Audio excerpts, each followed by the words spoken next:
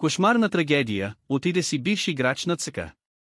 Изключително трагична вест срещна българския футбол в подножието на светлите коледни празници. Само на 34 годишна възраст от този свят си отиде бившият защитник на ЦСКА Мартин Дечев. За трагичната вест съобщи неговият някогашен съотборник Тони Стоичков в социалните мрежи. Кончината е настъпила по време на футболна среща, в която Дечев взе участие като играч в благотворителния турнир 3-0 години златна топка Христо Стоичков. Мартин е юноша на ЦСКА. Роден е на 12 април 1990 година.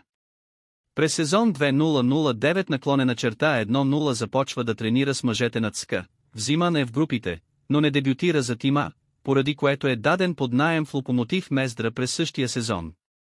Започва следващия сезон в ЦСКА, след което през пролетта на 2011 година е даден под наем на Лудогорец Разград.